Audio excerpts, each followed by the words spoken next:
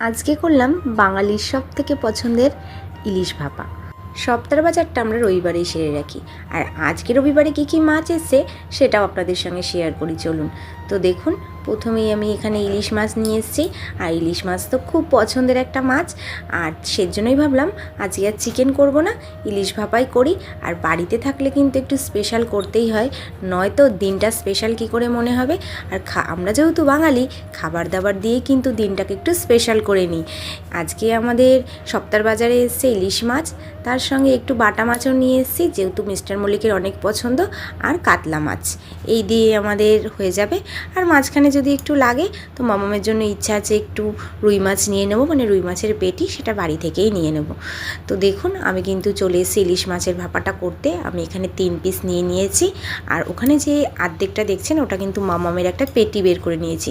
জানি দাগাটা আমি খাওয়াতে পারবো না, কিন্তু মামামকে না দিলেও তো আমার ভালো লাগবে না, তাই একটু পেটি আমি ওখান থেকে বার করে নিয়েছি। আর ওটা রেখে দিয়ে লাভ নেই, তাই বললাম আমাদের ভাপার সঙ্গেই করে নিই। আমরা যেহেতু দুজনেই খাবো, সেই কারণেই একটু অল্প করেই নিলাম। আমি আর মিস্টার মল্লিকই এটা খাবো। তো দেখুন, যেমন করে ইলিশ মাছের ভাপা করে আর কি, কাঁচা সর্ষের তেল, সর্ষে বাটা, কাঁচা লঙ্কা সব কিছু দিয়ে একদম ভালো করে মাখিয়ে টিফিন কৌটোর মধ্যে একটু লঙ্কা চিরে উপরে দিয়ে দিলাম, আর তার সঙ্গে কাঁচা তেল। ব্যাস, এবার এটা ভাপাতে বসিয়ে দেবো। একদম গরম গরম ভাতে না রবিবারটা একদম জমে যাবে। তার সঙ্গে আমার শাশুড়ি মার জন্য এখানে একটু পনির আলু দিয়ে তরকারি করব, কারণ উনি যেহেতু নিরামিষ খায় সেই কারণেই। আর ওইদিকে আমার মেয়ের জন্য ইলিশ মাছের ঝোল করে দিয়েছি, গাজর একটু আলু দিয়ে। আর এদিকে আমার পনিরের মশলা কষানো হয়ে গেছে, আর আলুটাও মোটামুটি সেদ্ধ। এইবার পনিরগুলো দিয়ে একটু মানে ফুটিয়ে নেবো আর কি, তাহলেই আমাদের কিন্তু পনির আলুর তরকারিও কমপ্লিট হয়ে যাবে।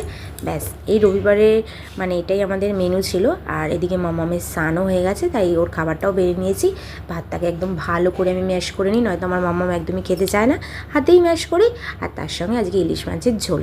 চলুন ফাইনাল লুকটা একবার দেখিয়ে দিই। এই হলো আমার ইলিশ মাছের ভাপা। আপনাদের ইলিশ মাছ কেমন লাগে আমাকে কমেন্ট বক্সে জানিয়ে যাবেন।